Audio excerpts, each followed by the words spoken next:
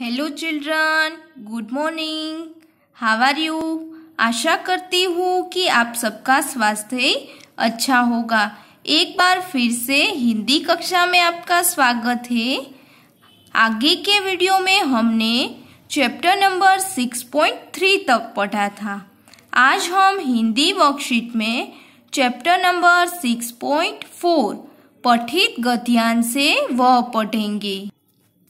आपकी वर्कशीट में यहाँ पर 6.3 दिया गया है, यहाँ पर 6.4 आएगा, वो आप लिख लीजिएगा। ओके, 6.4 पठित गद्यांश।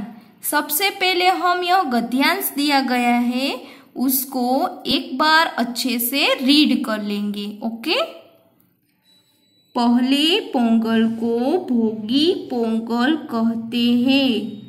भोगी पोंगल पर पुरानी वस्तुओं को जला देते हैं।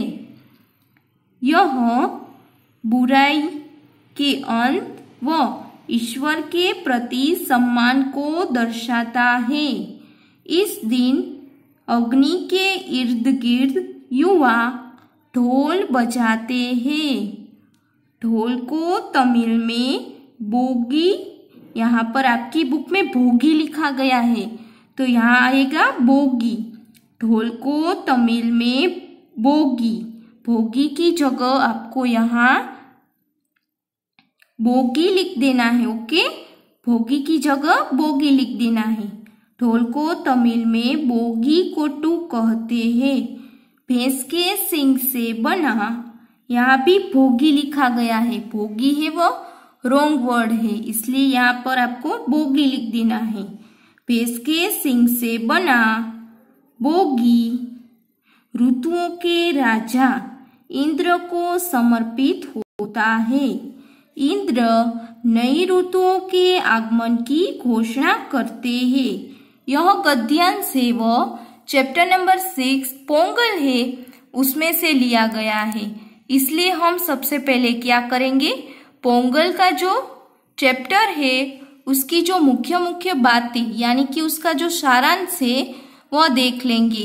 मैं आपको वह बताऊंगी ताकि आपको यह गद्यांश है वह अच्छे से एक बार समझ में आ जाएगा। ओके, पोंगल का त्योहार है वह तमिलनाडु का सबसे लोकप्रिय त्योहार है। तमिल भाषा में पोंगल का क्या अर्थ होता है? अच्छी तरह उबालना। धान्य की फसल को घर लाने की खुशी में पोंगल का त्योहार मनाया जाता है। इस दिन सूर्य की पूजा होती है, सूर्य को प्रसाद अर्पण होता है और पोंगल का त्योहार है वह 4 दिन तक मनाया जाता है। हम दिवाली का त्योहार कैसे अच्छे से धामधूम से मनाते हैं ना, वैसे ही पोंगल का त्योहार है वह तमिलनाडु में धामधूम से अच्छे से मनाया जाता है। पहले पोंगल को भोगी पोंगल कहते हैं, दूसरे पोंगल को सूर्य पोंगल कहते हैं, तीसरे पोंगल को मट्टू पोंगल कहते हैं और चौथा जो पोंगल है वह कन्या पोंगल के नाम से जाना जाता है। इस तरह 4 दिन तक पोंगल का त्योहार है वह तमिलनाडु में मनाया जाता है। पोंगल का त्योहार है वह जनवरी महीने के मध्य भाग में मनाया जाता है।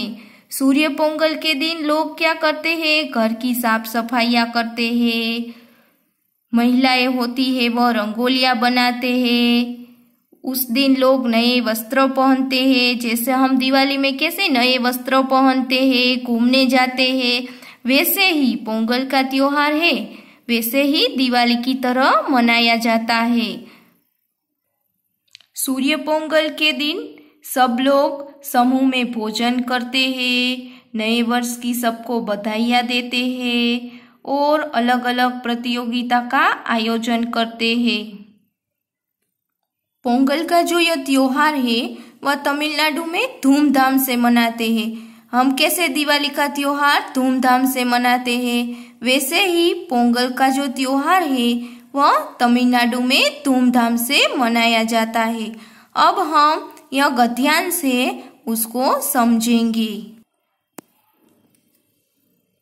पहले पोंगल को भोगी पोंगल कहते हैं। पहले पोंगल को भोगी पोंगल कहते हैं।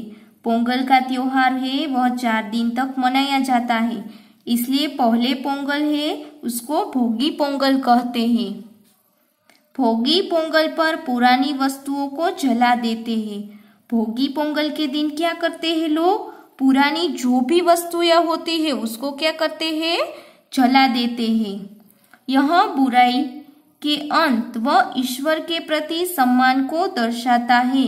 पुरानी वस्तुओं को जला देना यह बुराई का अंत और वह यानी कि और ईश्वर के प्रति यानी भगवान के प्रति सम्मान को दर्शाता है, यानी कि दिखाता है। इस दिन अग्नि के इर्द गिर्द, इस दिन यानी कि भोगी पोंगल के दिन अग्नि के इर्द गिर्द यानी कि आजू बाजू अग्नि के इर्द गिर्द युवा होते हैं वह ढोल बजाते हैं। भोगी पोंगल के दिन अग्नि के आजू बाजू युवा लोग ढोल बजाते हैं। ढोल को तमिल में बोगी कोटू कहते हैं। ढोल को तमिल में क्या कहते हैं? बोगी कोटू कहते हैं।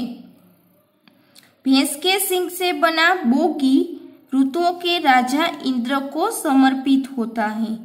भैंस के सींग से बना बोगी, बोगी है वो किसके सींग से बना होता है? भैंस के सींग से बना होता है। वो ऋतुओं के राजा जो इंद्र है उसको समर्पित होता है, यानी कि अर्पित होता है। इंद्र नई ऋतुओं के आगमन की घोषणा करते हैं। इंद्र है वह नई ऋतुओं के आगमन की यानी कि आने की घोषणा करते हैं, यानी कि बताते हैं। अब आपको यह गद्यांश है वह अच्छे से समझ में आ गया होगा। अब हम इसके नीचे जो क्वेश्चन आंसर दिए गए हैं वह देखेंगे और समझेंगे। फर्स्ट क्वेश्चन, पहले पोंगल को क्या कहते हैं? यहाँ पर क्वेश्चन मार्क कर लीजिएगा, ओके। इसका उत्तर है पहले पोंगल को भोगी पोंगल कहते हैं। पहले पोंगल को भोगी पोंगल कहते हैं। सेकंड क्वेश्चन, इस दिन लोग अग्नि के चारों ओर क्या बजाते हैं? इसका उत्तर होगा इस दिन यानी कि भोगी पोंगल के दिन। भोगी पोंगल के दिन लोग अग्नि के चारों ओर ढोल बजाते हैं। इस दिन यानी कि भोगी पोंगल के दिन लोग अग्नि के चारों ओर ढोल बजाते हैं। इसका आंसर यह होगा।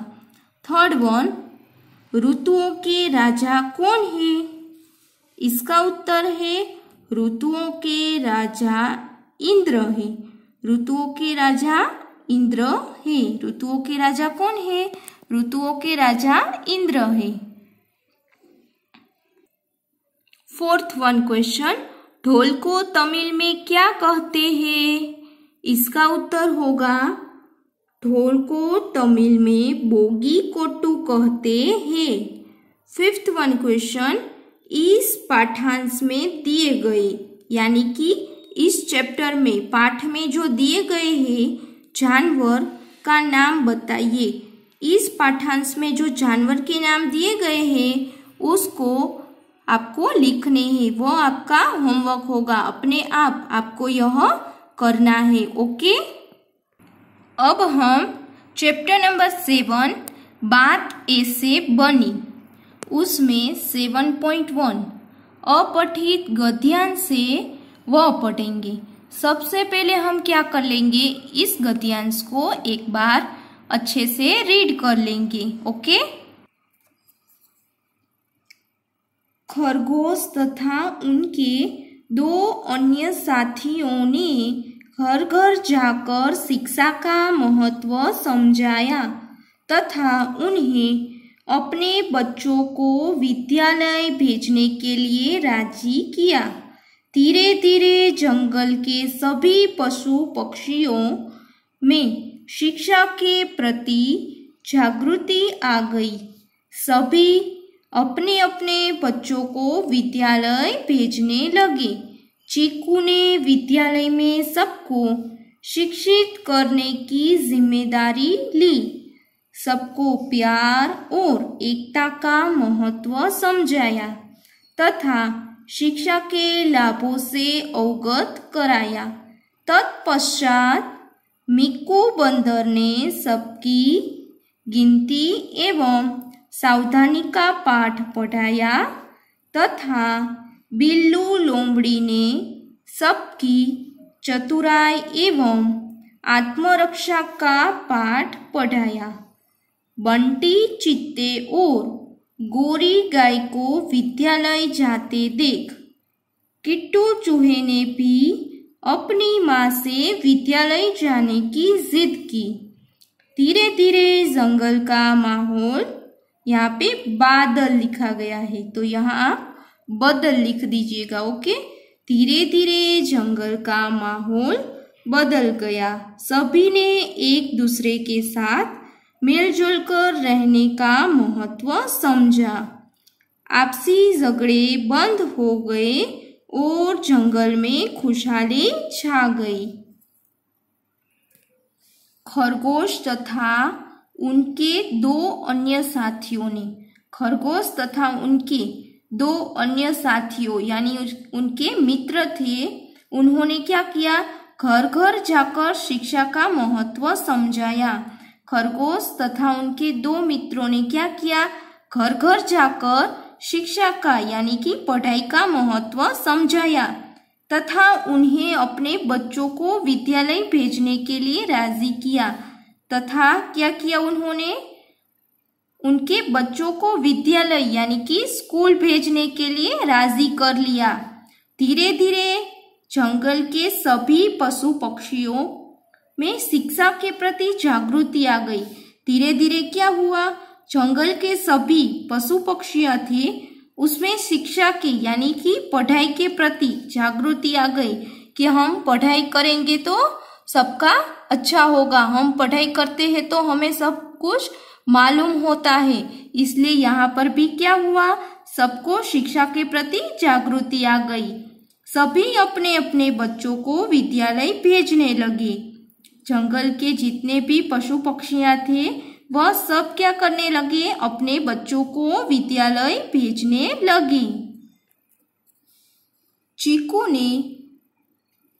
ने विद्यालय में सबको शिक्षित करने की जिम्मेदारी ली। चीकू ने क्या किया? विद्यालय में यानी कि स्कूल में सबको शिक्षित करने की यानी कि पढ़ाई करने की जिम्मेदारी लेता है कि चलो मैं सबको पढ़ाऊंगा। सबको प्यार और एकता का महत्व समझाया तथा शिक्षा के लाभों से अवगत कराया। सबको क्या किया?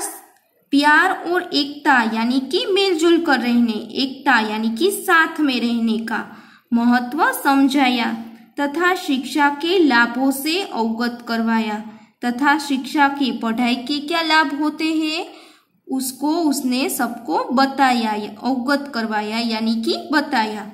तत्पश्चात मिक्कू बंदर ने सबकी गिनती, तत्पश्चात यानी उसके बाद मिक्कू बंदर ने सबकी गिनती एवं सावधानी का पाठ पढ़ाया।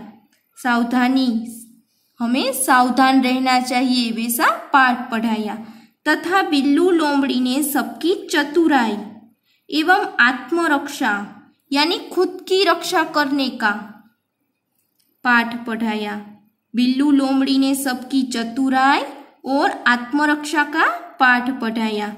बंटी चित्ते और गोरी गाय को विद्यालय जाते देख, बंटी चित्ते और गोरी गाय को जब स्कूल जाते हुए देखते हैं, किट्टू चूहे ने भी अपनी माँ से विद्यालय जाने की जिद की। जब बंटी चीता और गोरी गाय स्कूल जाते हैं तब किट्टू चूहा है वह भी अपनी माँ से कहता है कि माँ मैं भी स्कूल जाऊंगा, वैसी जिद करता है।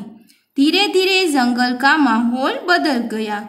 धीरे धीरे जंगल का माहौल बदल गया यानी कि सब पशु पक्षियां थे उसके बच्चे अब स्कूल जाने लगे हैं। सभी ने एक दूसरे के साथ मिलजुल कर रहने का महत्व समझा। सभी ने शिक्षा प्राप्त की, इसलिए क्या हुआ? एक दूसरे के साथ मिलजुल कर रहने का महत्व समझ लिया। आपसी झगड़े बंद हो गए।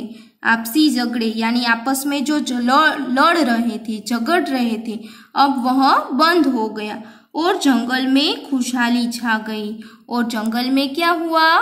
खुशहाली, यानी कि अब सब खुश खुश रहने लगे। अब आपको यह गद्यांश अच्छे से समझ में आ गया होगा। अब हम इसके नीचे जो क्वेश्चन आंसर दिए गए हैं वह देखेंगे। फर्स्ट वन, चीकू ने शिक्षा का महत्व कैसे समझाया?